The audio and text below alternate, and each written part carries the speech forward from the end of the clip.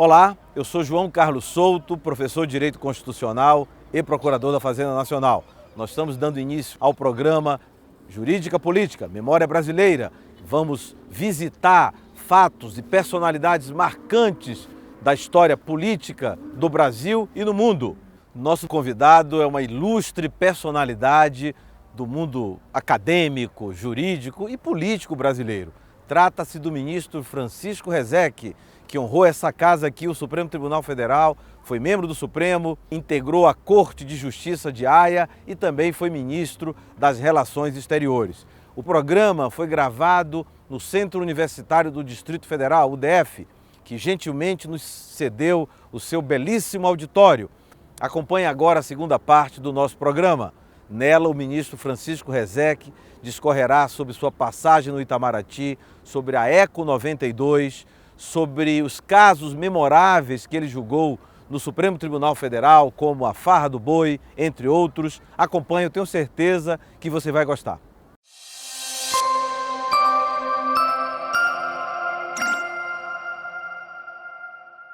Ministro, e com relação à sua passagem no Supremo Tribunal Federal, o senhor realçaria alguns casos que lhe chegaram às mãos como relator, ou mesmo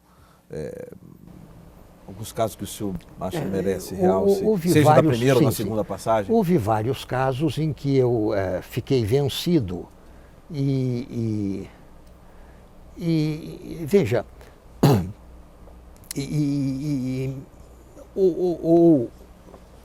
veja, no caso dos agrotóxicos, por exemplo, uma lei gaúcha que limitava o comércio de agrotóxicos pensando na saúde humana. Eu liderei uma posição de validar as leis rio-grandenses que tinham sido atacadas por inconstitucionalidade. Quem atacava dizia que só a União pode legislar sobre aquilo. Eu validei essas leis, lembrei o exemplo norte-americano de várias leis progressistas que nasceram nos estados. Depois a União copiou, foi lá e seguiu o exemplo. O senhor validou essa lei do Rio Grande do Sul que limitava o uso agrotóxico? E o ministro Moreira... O senhor não viu invasão de... Nenhuma.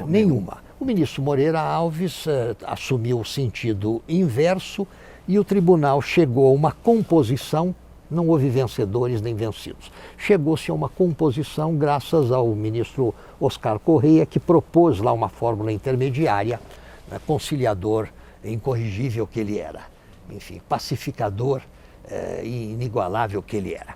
Bom, houve outros casos interessantes, o caso da farra do boi, em que eu liderei em Santa Catarina, né? Santa Catarina. O caso da obrigatoriedade do exame de DNA, no qual eu fiquei vencido junto com Veloso, Pertence e Galvão, entendendo que era obrigatório o exame de DNA quando requerido por duas crianças para ver afirmada a sua identidade. Não queriam nada além de saber se aquele cavalheiro era ou não era o pai verdadeiro. Ante a negativa, o senhor entendia... Esse grupo... Eu entendia como os tribunais do Rio Grande do Sul entenderam que era obrigatório o exame. Parece razoável. A maioria achou, entretanto, que não, porque a integridade física do investigado não pode ser abalada pela retirada de um fio de cabelo ou por uma picada mínima, e com isso acabamos vencidos, mas não decididamente não convencidos de que a maioria tivesse razão. Houve outros casos, por exemplo, havia ministros mais fazendários e outros mais, enfim, liberais em relação ao... Eu me lembro de que uma vez eu perguntei, quando vim trabalhar ainda jovem com o ministro Bilac Pinto como assessor dele, na época em que cada ministro do Supremo tinha um único assessor, né? Chamava secretário jurídico. E lá em Haia eu já soube que o senhor não tinha nenhum. Na Haia o senhor não, os juízes... Ninguém tem. Pois bem, uma vez eu perguntei ao ministro Bilac, que eu chamava de professor. Professor, eu não entendo uma coisa. Por que os advogados que circulam aqui no Supremo chamam de liberais o ministro fulano, o ministro cicrano, o ministro... Por que liberais se eles parece que não dariam um habeas corpus às suas próprias mães? Aí o ministro Bilac me explicou, aí é uma outra linguagem, é a linguagem, não é do direito penal, é a linguagem do direito civil, do direito econômico, do direito tributário. Liberais aí quer dizer liberais contra a fazenda pública. Liberais no sentido de prestigiar as teses do particular, do contribuinte. Eu nunca quis perfilar nem entre os fazendários empedernidos, porque existem muitos. Na Justiça do Brasil existem vocações fazendárias alucinantes, né? E outras, talvez igualmente numerosas, que são o contrário. Eu sempre tive empenho em não ficar nem de um lado nem de outro, em assumir posições isentas. Mas uma vez, veja só, eu fiquei vencido e sozinho, os outros 10 foram, quando eu assumi justamente uma posição aparentemente fazendária.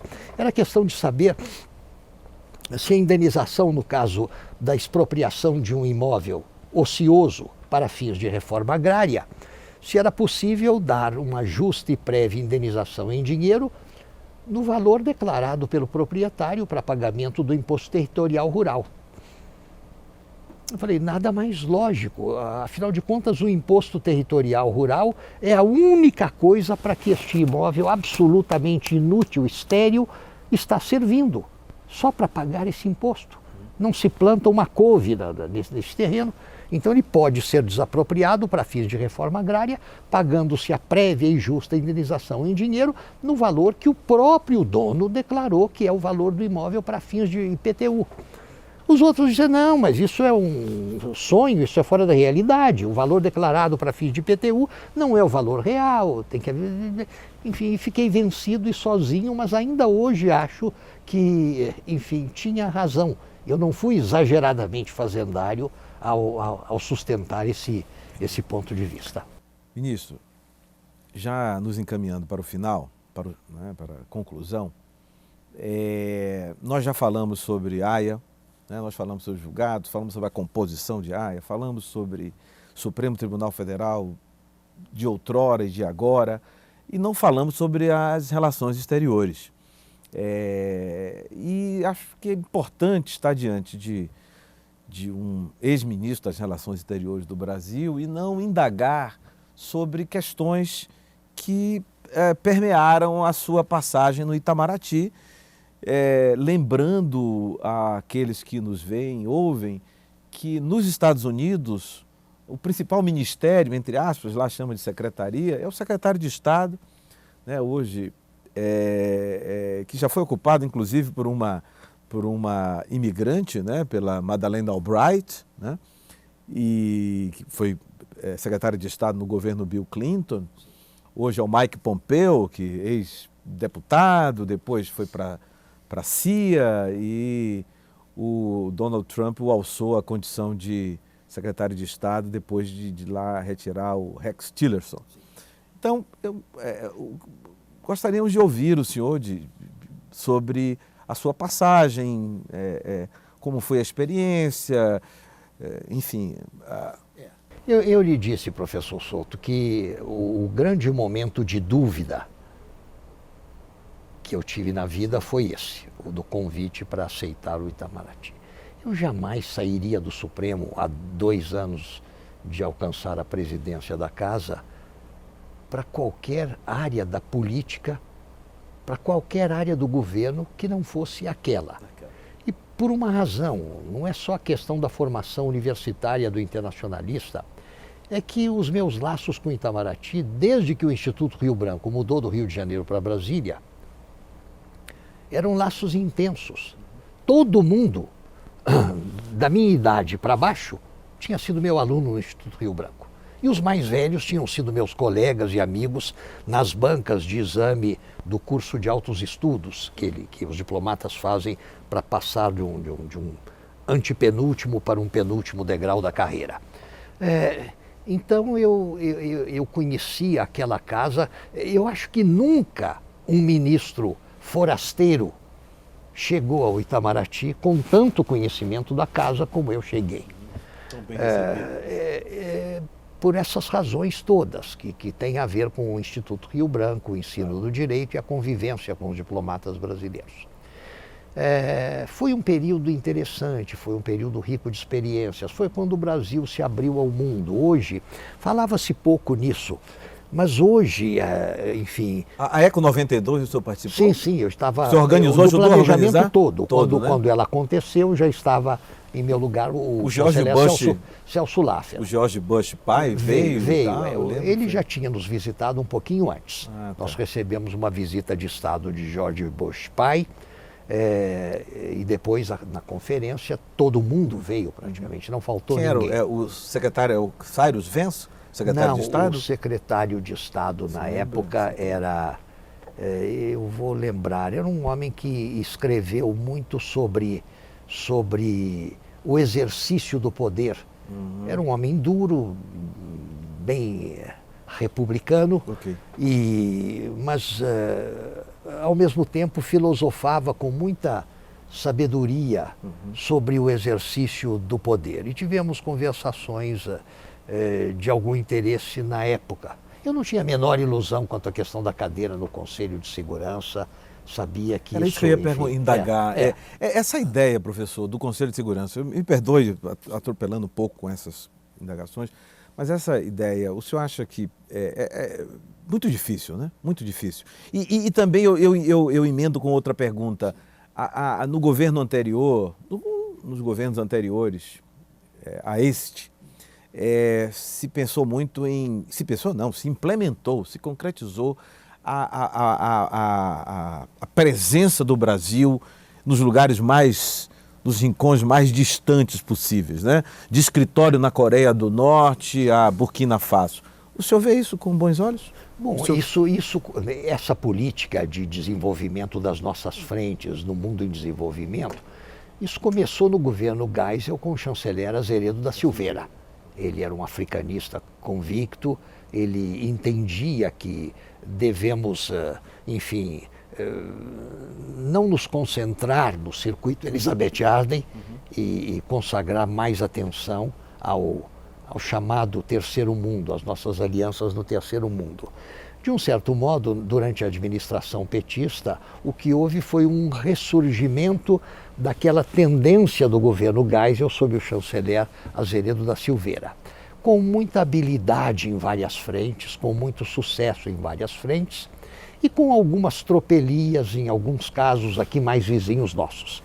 O procedimento do governo brasileiro, quando a Bolívia andou fazendo algumas estrepulias, o procedimento do governo brasileiro no caso de Honduras, o episódio Zelaya, mas afora essas gafes regionais, a política externa da administração petista foi muito correta no plano global. Mas não convém esquecer que isso não era bem uma novidade. Isso no período militar já tinha se afirmado como política de Estado sob o governo de Ernesto Geisel. Ok. Mas o senhor falou daquela época, o senhor estava à frente, o senhor falou da Eco 92 e tal, mas algum outro momento que vem à memória e que mereça algum registro? Claro, existem vários momentos. Houve momentos de dificuldade, mas não por conta de macro questões políticas, por conta de questões menores envolvendo particulares. Por exemplo, o Iraque. A retenção de 400 brasileiros, mais ou menos, funcionários da Mendes Júnior em território iraquiano. E não o aprisionamento, mas a retenção desses brasileiros lá e o nosso esforço para libertá-los, para trazê-los de volta ao Brasil, já que o país entraria num período de grande dificuldade com a guerra, campanha bélica e tudo mais. Isso deu certo, isso foi bem sucedido. Tivemos problemas com garimpeiros.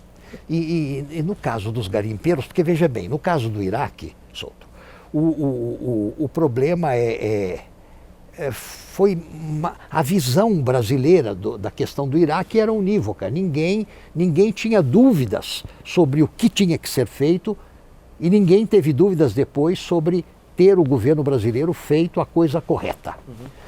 Nos incidentes envolvendo garimpeiros e que nos deixaram em atrito com a Venezuela na época, as opiniões se dividiam muito e uma boa parte da imprensa, do modo mais frívolo e irresponsável possível, tentava proceder em relação aos garimpeiros como se eles não fossem criminosos, que eram. Como se eles não fossem, enfim, criminosos até naquilo que faziam no Brasil. Poluindo, contaminando, corrompendo, contrabandeando finalmente aquilo que garimpavam. E se o eram no Brasil, mais ainda quando invadiam o território venezuelano para garimpar lá. Aí houve aquele incidente quando a Guarda Nacional Venezuelana derrubou um avião com garimpeiros brasileiros no território da Venezuela. Isso não podia ser feito. Existem regras de direito internacional que dizem que nessas horas é preciso exortar o avião a que pouse, etc. Não se pode atacá-lo, como fez a União Soviética com o avião da Korean Air há mais tempo, como fizeram navios norte-americanos do Golfo Pérsico com um avião iraniano cheio de civis, né? E a Guarda Civil venezuelana, da época, ainda era o governo de Carlos Andrés Pérez, a Guarda Nacional venezuelana fez isso com um pequeno avião de garimpeiros, matando algumas pessoas. E parte da imprensa queria que simplesmente confrontássemos a Venezuela como se do nosso lado não houvesse nada de errado. E explicar aquilo, enfim. Essa é a posição mais difícil em que se pode ver um governante, um participante do governo, ter que dizer coisas óbvias a um ouvinte que parece estar mentalmente bloqueado para entender a realidade das coisas. Sim. Ministro, o senhor, quando foi ministro das Relações Exteriores, já encontrou o Mercosul em andamento. Ele é do governo Sarney, né? Pelo menos tomou mais força no governo Sarney. No governo Sarney, no binômio Argentina-Brasil. Brasil. Tá. Depois cresceu. Tá, eu indago. Quero crer que nessa época também o NAFTA já estava ou a todo vapor ou sendo negociado, sendo costurado. Eu indago, e sem falar na União Europeia, eu indago, o Brasil, na época que o senhor esteve à frente do Itamaraty, vislumbrou uma integração maior, América Latina, América do Sul, Brasil, Europa ou Brasil, NAFTA, que eu lembro que, embora seja North America Free Trade Agreement, sim, embora seja essa sigla, mas se cogitou, eu lembro muito bem, de outros atores importantes participarem. Exatamente. Eu indago, houve algo nesse sentido? Não. Nós achávamos naquela época que o nosso contato maior seria com a União Europeia.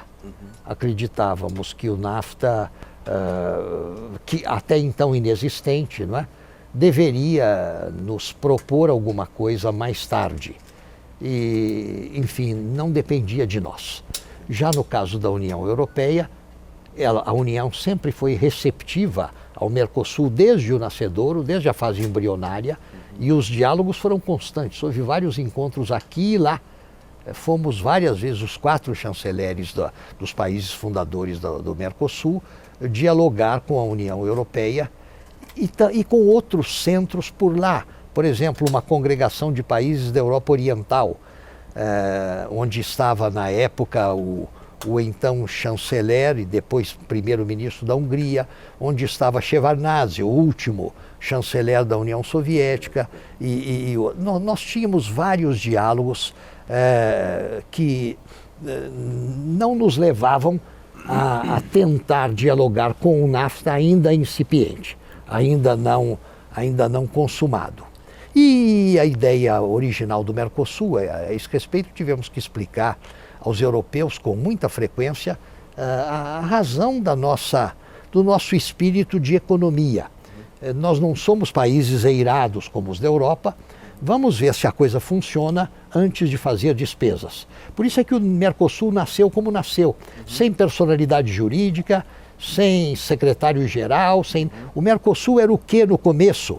Só com o protocolo de Ouro Preto é que ele ganhou alguma forma jurídica, mas ele era no começo uma reunião periódica de chefes de Estado e de chanceleres e de ministros da Fazenda para combinar aquilo que poderia vir a ser no futuro o mercado comum. e a ideia era de que as coisas não deveriam ser dispendiosas para o Tesouro Nacional daqueles 4 países antes de mostrarem algum resultado. E o Mercosul caminha a passo lento, sem dúvida, mas caminha, enfim, como pode, com alguns incidentes resultantes do fato de que são economias diferentes e instáveis. Basta dizer, professor, que quando o Mercosul foi fundado, o principal dos países fundadores era um país sem moeda. O que nós éramos numa época de inflação ultra galopante? Éramos um país sem moeda. Como é que você vai apostar com muita fé numa congregação econômica, numa integração econômica entre países dos quais o principal não tem moeda? Mas tudo se arranjou nos anos seguintes e afinal de contas, embora não seja uma organização esplendorosa como a União Europeia, como foi desde o início a Comunidade Econômica Europeia, desde os anos 50, o Mercosul realiza, enfim, modestamente os seus desígnios, que não eram lá muito otimistas.